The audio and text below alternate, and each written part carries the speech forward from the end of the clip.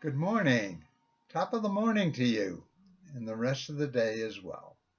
I'm James Francis Smith. I'm an author and an historian. I believe this is probably take number 5. It's about the ancient Druids. Now, most of today's youth would likely associate the Druid with voodoo. But the Druid, the priest of the ancient Celts, brings much more to the table. At sunrise on June the 21st, visit Stonehenge on England's Salisbury Plain, and you'll likely encounter white-robed men and women. They're modern Druids. Julius Caesar's Romans considered the Druids to be terrorists. In their religious rites, they worshiped the sun, moon, and stars. In addition to being the Celtic religious leaders, they were their teachers, doctors, judges, poets, and keepers of the calendar, telling when to plant and when to harvest. In 1984, at Lindau, 30 miles west of Sheffield, England, a dry peat bed offered up the preserved skin of a 30-year-old male.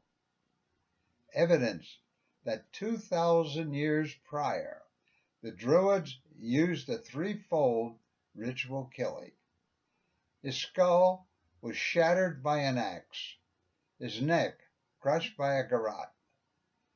A thin blade cut into a vein to drain every ounce of blood. Before tossing his body into the cold black waters of Lindau Moss. You'll find more of this story in the Irish American Chronicle.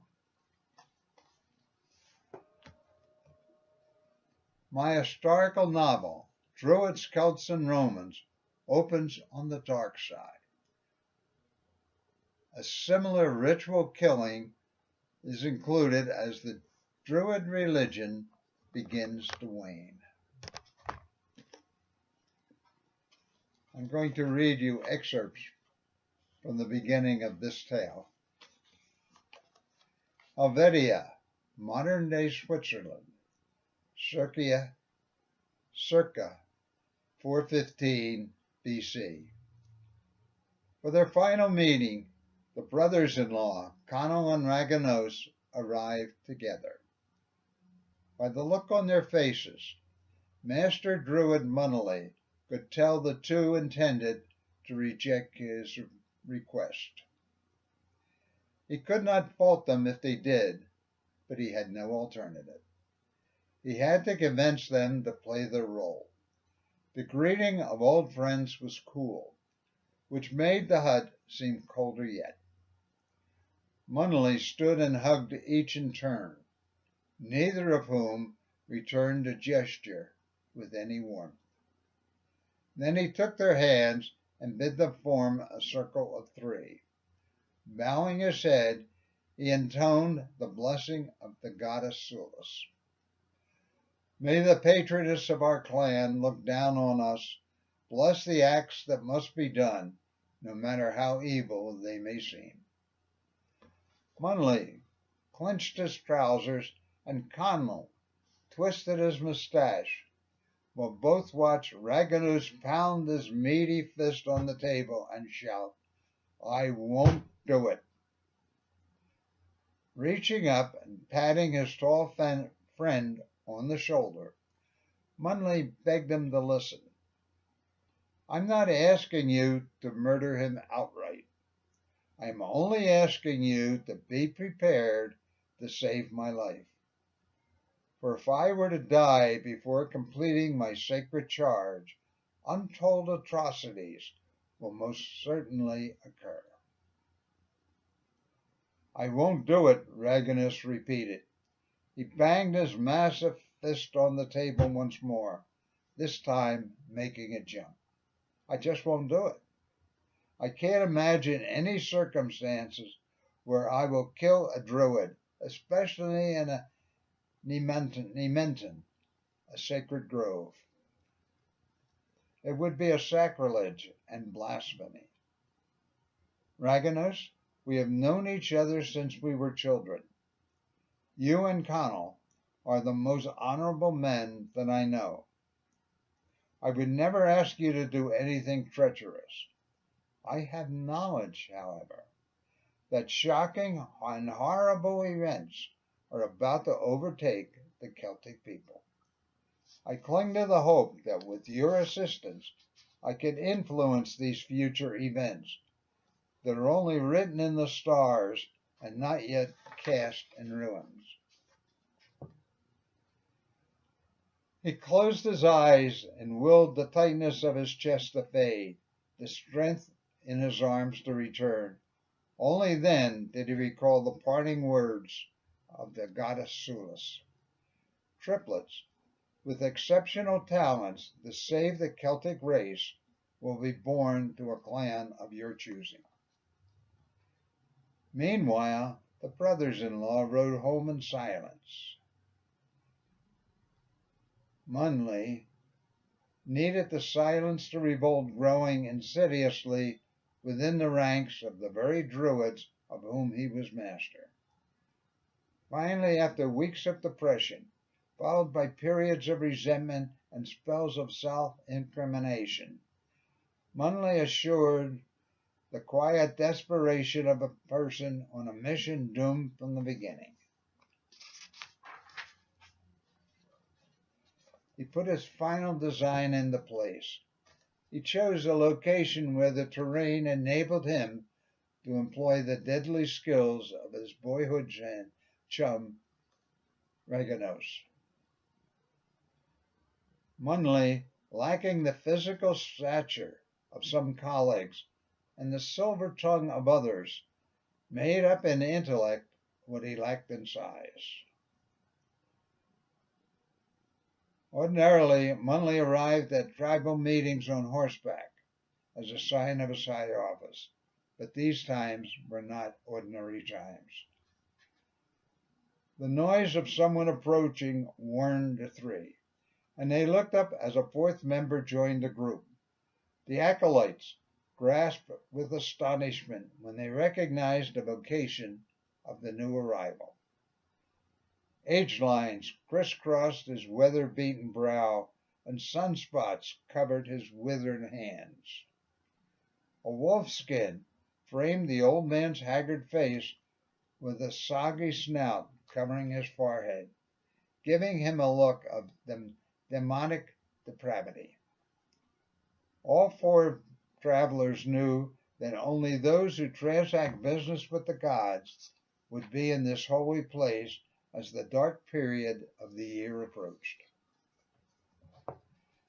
His thoughts returned to the forthcoming proceedings, the first in his role as Master Druid. Munley was particularly fretting about the Druid's reaction to the stranger, especially when they realized he was of 8. A member of a sect that foretells the future from animal livers and entrails. In their minds, Vaidism is superstition, tainted by the evils of the other world. Munley's plan involved the use of the number 3 and its multiples because of its magical significance among the Celts. To take advantage of this belief, the master set the number of attendees at 27, the ninefold multiple of 3. After deciding on the invitees, he selected the meeting site with the most care, a sacred growth in which he was most comfortable. This Nempton, dedicated to the goddess Sulis, was protected by the Mari, the smallest clan in Alpine Helvetia, but one of the most revered. The Mari Grotto contained the source of the cool spring water considered holy by Sulis, the goddess of fertility.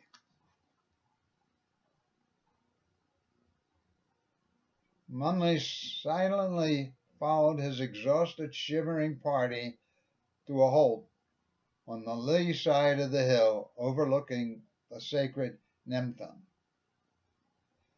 When he was seated on the platform reserved for the master in an ancient language known only to ordained Druids, the haunting opening chant of the priesthood filled the raw night air.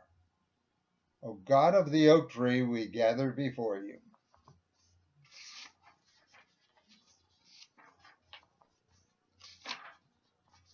A few pages that we'll skip by. Evos realized instantly that this was his last chance for controlling the triplets was a key to controlling the Celts. Using his body as cover, he signaled a companion. The two rose from their places, withdrew belt knives, and moved swiftly toward Munley. As the two approached, Munley turned to face them as though to accept his fate. With his arm posed for the killing stroke, Evo's steel blade flashed as it caught the light of the fire. In slow motion, he shrugged, tugged at the arrow lodged in his throat, and crumpled to the ground. His companion swiftly perished in the same manner. Munley took his sacrificial knife from its sheath and abruptly cut out the tongues of the two slain Druids to silence them forever. Quickly, he ordered their bodies be stripped of all vestments and left in the forest for the carnivorous beast. It's a little tough to read, isn't it? For our prayers to be answered, we must forfeit the life of one here to offer up as human sacrifice to the gods. Dread gripped the heart of every Druid, for each knew he or she could draw the burnt grain and forfeit he or her life. A prearranged signal given by Munley, the second acolyte, removed several branches of dry mistletoe from underneath his cloak and added them to the smoldering peat fire.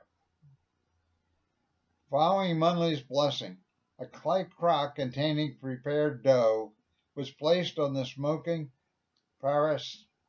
parasitic shrub. Where are we? To begin the baking of sacrificial blood, sacrificial bread. I am awful at this.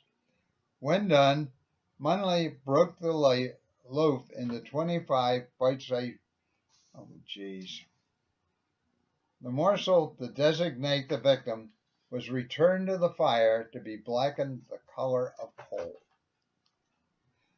When the bait reached into the pot, an acolyte distracted him by pretending to stumble into him, while Munley slipped the burnt fragment into his hand. The bait's eyes widened when he realized that Munley had betrayed him. He was about to cry out in protest when the first of 3 sacrificial killing gestures silenced him forever. The master's acolytes efficiently delivered all the blows. The garrote, a rope with 3 knots, made of sinew from the slain deer, was tossed over his head, quickly strangling the bait by constricting his air passages, and then breaking his neck. The strangulation prevented him from feeling the second blow, a dagger plunged through his rib cage, or the third, an axe blow to his head. The brothers-in-law, Connells and Raganos, endured their uncomfortable hiding place until the departure of the master Druid. Then in silence, they left the scene of their sin by a different route.